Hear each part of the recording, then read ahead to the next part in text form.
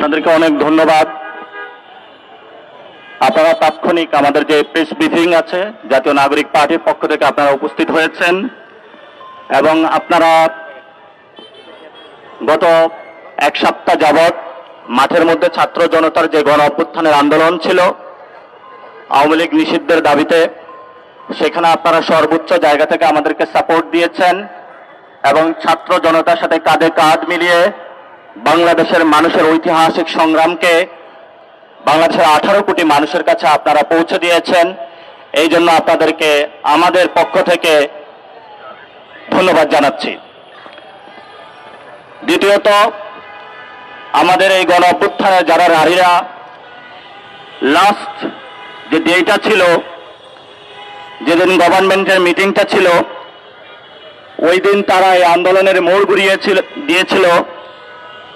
এই জন্য আজকে যে পরিপত্র জারি হয়েছে, ঐতিহাসিক বাংলাদেশের এই বিজয়ে বাংলাদেশে যারা বাগিনী রয়েছেন, আমাদের মা এবং বোনেরা, তারা যে ঐতিহাসিক তাদের দায়বদ্ধতার জায়গা থেকে মাঠে একসাথে লড়াই করেছেন, তাদেরকে আমরা ধন্যবাদ জানাচ্ছি। বাংলাদেশের আপমার মাটি মানুষের ইসলাম প্রিয় তৌহিদি জনতা যারা এই আন্দোলনে এসেছিলেন, আমরা আপনাদেরকে অন্তরের অন্তঃস্থল থেকে অসংখ্য মোবারকবাদ জানাচ্ছি। কারণ আপনারা বাংলাদেশকে বুকে পিঠে ধারণ করেন। এই বাংলাদেশের প্রতি কেউ যদি কোনো শূন্য দৃষ্টি দেওয়ার চেষ্টা করে, আপনারাই তারা যারা সাতলাতে গিয়ে ফেসিবাদের বিরুদ্ধে নির্মম হত্যাকাণ্ডের শিকার হয়েছিলেন। এবং আপনাদের লড়াই জাতি আজীবন মনে রাখবে এবং ভবিষ্যতেও আমরা একসাথে কাঁধে কাঁধ মিলিয়ে যুদ্ধ করব।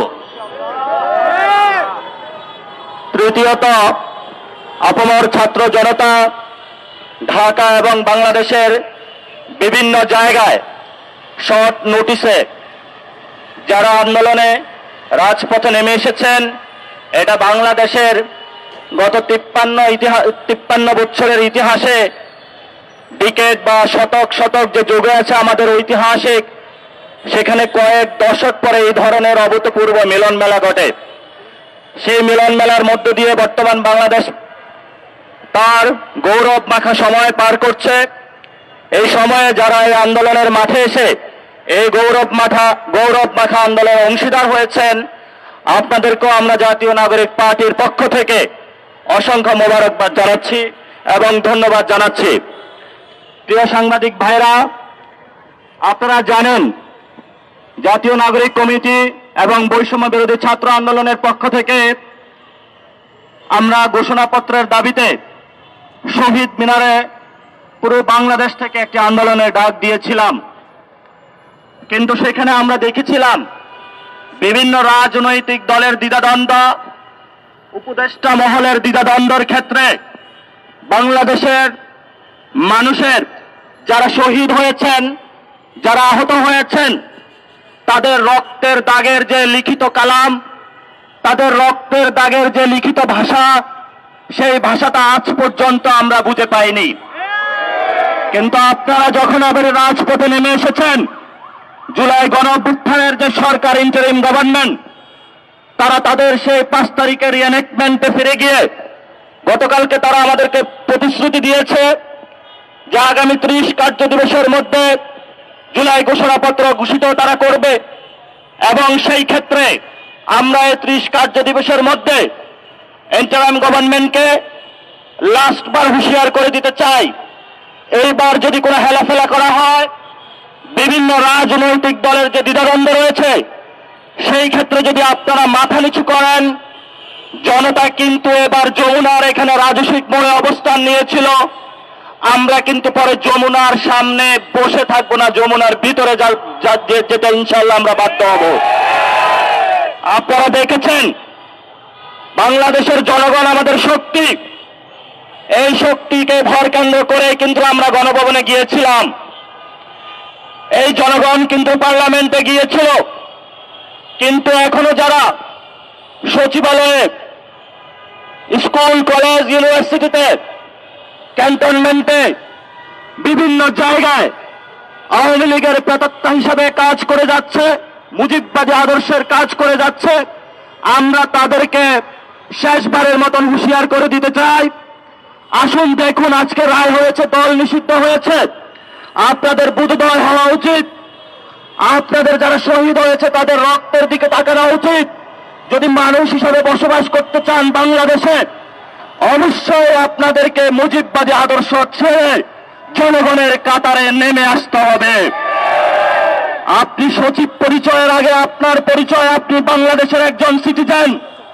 আপনি ট্যাক্সের টাকা নিয়ে আপনার সন্তানকে লেখাপড়া করান, আপনার ফ্যামিলি চলে বাজার করেন, কিন্তু সেখানে যদি কোনো আওয়ামী ফ্যাসিস্টের দুর্নীতির টাকা দিয়ে আপনি স্বপ্ন দেখেন বিদেশে আর কোনো বাড়ি কিনবেন, বাংলাদেশে কোনো সন্ত্রাসের রাজত্ব কায়েম করবেন, বাংলাদেশের মানুষ সচিবালয়ে গিয়ে আপনাকে চেয়ার থেকে টেনে হিসেবে নামাতে বাধ্য হবে।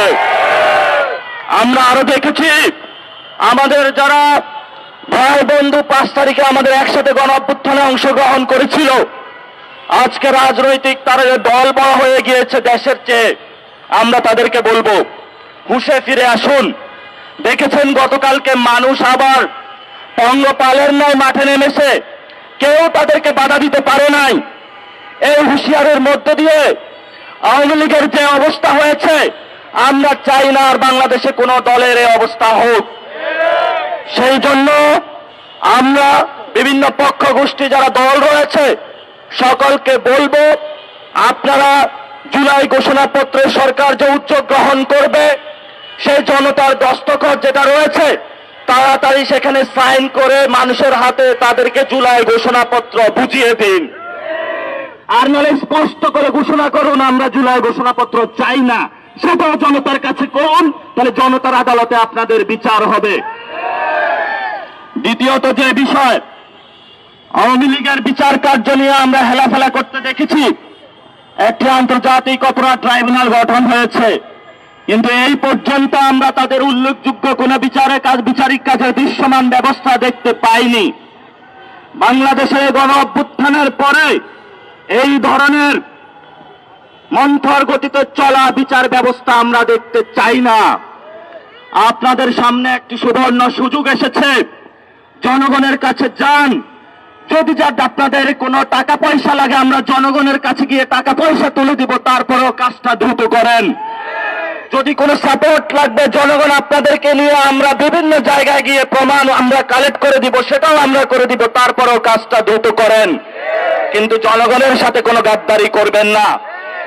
আমরা অতি দ্রুত গতিতে বর্তমান যে ট্রাইব্যুনালটা রয়েছে এটার সংস্কার এবং আরেকটি ট্রাইব্যুনাল ওপেন করার জন্য সরকারকে অনুরোধ জানাচ্ছি এবং সরকারকে বলবো, আপনারা এই বিষয়ে দ্রুত গতিতে উদ্যোগ নিন।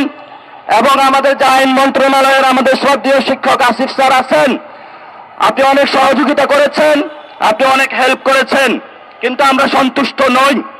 জনগণ আমরা আরো বেশি কিছু দেখতে চাই, কারণ আইন মন্ত্রণালয়ের চেয়ারটা রক্তের উপরে হয়েছে। এই রক্তের চেয়ারে বসে আপনি রক্তের সাথে কোনো গাদ্দারি করতে পারবেন না। আপনাকে দ্রুত গতিতে যারা মুসলিম ছিল তাদের বিচার কার্য বুঝিয়ে দিতে হবে। আর যদি আপনি না দিতে পারেন, তাহলে জনতা তার আদালত বসাতে, আদালতের মাধ্যমে আমরা বিচার কার্য সম্পন্ন করব। আমরা গত 15 বছরে দেখেছি এই সরকারের সাথে 14 দল নামক একটা ভূত চেপে বসেছিল, যারা ভোট ডাকাতি করেছিল, যারা নিজেরা একই গেমের মধ্যে দিয়ে বিরোধী দল হিসেবে এসেছিল। আওয়ামী লীগের টাকা লুপাটের মধ্যে তারাও অংশীদার হয়েছিল। আওয়ামী লীগ যে হত্যাকাণ্ড চলেছিল, তারা একই হত্যাকাণ্ডের সহযোগী বা কোলাবরেটর ছিল। তাদের ব্যাপারে সরকার এখনো কোনো উদ্যোগ গ্রহণ করে নাই। আমরা নির্বাচন কমিশনকে বলবো, জনতা নির্বাচন কমিশনের দিকে আসার আগে আপনারা দ্রুত গতিতে 14 দলকে নিষিদ্ধ আপনারা করুন। যদি আপনারা না করুন, জনতা যেভাবে যমুনার দিকে মার্চ দিয়েছে, আগামীতে নির্বাচন কমিশনের দিকে গিয়ে জনতা কিভাবে 14 দলকে নিষিদ্ধ করতে হয় সেটা আদায় করে নিতে তারা বাধ্য হবে। আমরা আরো বলতে চাই, গত 15 বছরে বাংলাদেশের যে ফ্যাসিস্ট শক্তি আওয়ামী লীগ, দিল্লির সহযোগিতায় আমাদের পকেটের টাকাগুলো বিদেশে তারা পাঠিয়ে দিয়েছে। শেয়ার মার্কেট লোপাট করে হাজার হাজার মানুষকে তারা নিঃস্ব করেছে। বাচ্চাগুলা দুধের অভাবে মারা গিয়েছে। পিতাগুলা বাচ্চার দিকে তাকিয়ে আত্মহত্যার পথ বেছে নিয়েছে। সাংস্কৃতিক অঙ্গনে আমরা দেখেছি নতুন ভাবে কলকাতা এবং দিল্লির কিছু ফেসিস্ট সাংস্কৃতিক অঙ্গনে চেপে বসেছিল, যারা আমাদের এই মুসলিম বেলুস ইসলামিক পিপলকে জঙ্গি বানিয়ে নাটক সিনেমার মধ্য দিয়ে মানুষের সাথে তারা গাদ্দারি করেছিল। তাদেরকে বিচারের আওতায় আনতে হবে। ইন্টারিম গভর্নমেন্ট এবং জনতাকে আমরা বলছি, আপনারা যদি বিচার করতে না পারেন তাহলে সংস্কৃতিকে জনতার আদালতে আমরা ইনশাল্লাহ বিচার করতে বাধ্য হব। আপনারা দেখেছেন আমাদের রাজনৈতিক অঙ্গন, যেটা আমরা 3 তারিখের ঘোষণার মধ্য দিয়ে বলেছিলাম যে আমরা একটি ফ্যাসিবাদী ব্যবস্থার বিলোপ চাই, আমরা শাসন ব্যবস্থার পরিবর্তন চাই। আমরা শুধু শাসকের পরিবর্তন চাই না, শাসক পরিবর্তন হয়েছে, ব্যবস্থার কোনো পরিবর্তন হয়নি।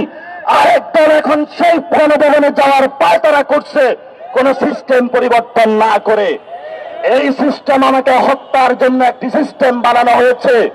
এই একই সংবিধান, যেই সংবিধান আমাদের 2000 লোককে শহীদ হওয়া থেকে বাঁচাতে পারেনি, আমরা মনে করি আগামীতে ওই সংবিধান আমাদের খুনের জন্য দায়ী থাকবে। আমরা বাংলাদেশের মানুষকে আজকের দিনে বলবো, আমাদের আজকে একটি বিজয় এসেছে। আওয়ামী লীগ নিষিদ্ধ হয়েছে, কিন্তু আওয়ামী লীগকে উৎখাত করতে হলে এই বাংলাদেশে মুজিববাদী 72-এর যে সংবিধান রয়েছে সেই সংবিধানকে চিরতরে বাংলাদেশ থেকে মুছে দিতে হবে। জনতার রক্তের প্রতিটি ফোঁটায় যে আমরা গণ অভ্যুত্থানে যে অ্যাসপিরেশন এসেছিল, কৃষক, শ্রমিক, মজুর, কুলি, তাদের প্রত্যেকটি রক্তের দাগ দিয়ে আমরা নতুন করে একটি সংবিধান রচনা করতে চাই। যেই সংবিধান গণপরিষদের মধ্য দিয়ে নির্বাচিত হবে। আমরা কোনো আর এমেন্ডমেন্ট খেলা করতে চাই না। এই সংসদে হলো দুর্বৃত্তায়নে যাওয়ার সুযোগ। আপনারা দেখেছেন টাকা করেছে লোপাট, সংসদে গিয়ে তারা লোপাটের টাকাগুলা দিয়ে লাক্সারি স্যুট বানিয়ে নিয়েছে। আমরা সাংবাদিকদেরকে, বন্ধুদেরকে বলবো, আপনারা এই বিষয়গুলো জনগণের সামনে উন্মোচন করুন। রাজনৈতিকভাবে, সাংস্কৃতিকভাবে, অর্থনৈতিকভাবে মুজিববাদী শক্তিকে পরাভূত করার জন্য ছাত্র জনতা সবাইকে ঐক্যবদ্ধভাবে সজাগ থাকার জন্য আমরা আহ্বান জানাচ্ছি। জাতীয় নাগরিক পার্টি এক ঐতিহাসিক গণ অভ্যুত্থান থেকে সৃষ্টি হয়েছে। আমরা সেই ঐক্যবদ্ধতার জায়গা থেকে ভবিষ্যৎ বাংলাদেশকে একটি জায়গায় নিয়ে যাওয়ার জন্য তরুণরা ঐক্যবদ্ধ হয়েছে। আপনারা যতই ফায়দা করে বিভিন্ন ষড়যন্ত্র করার সৃষ্টি করুন, এই তরুণগুলার বুকে বুকে রক্ত থাকতে এই তরুণগুলা কোনো দুর্নীতির কাছে কম্প্রোমাইজ করবে না। এই তরুণগুলা কোনো দলের কাছে কম্প্রোমাইজ করবে না। এই তরুণগুলা কোনো ফ্যামিলির কাছে কম্প্রোমাইজ করবে না। এই তরুণরা কোনো দেশের সাথে কম্প্রোমাইজ করবেন না। এই তরুণদের একটাই শক্তি, সেটা হলো বাংলাদেশের জনগণ।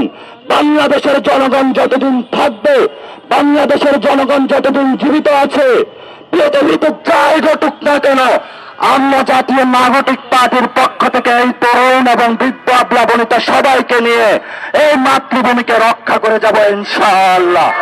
সেই লড়াইয়ে সবাইকে থাকার জন্য ধন্যবাদ এবং আসসালামু আলাইকুম। এখন আমাদের সাথে জাতীয় নাগরিক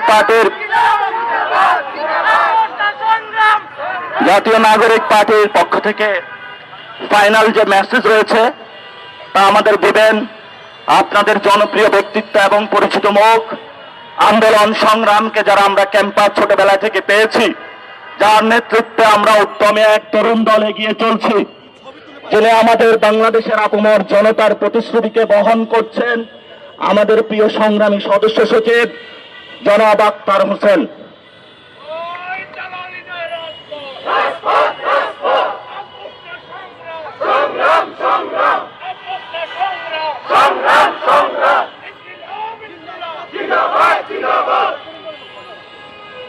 সম্মানিত উপস্থিতি,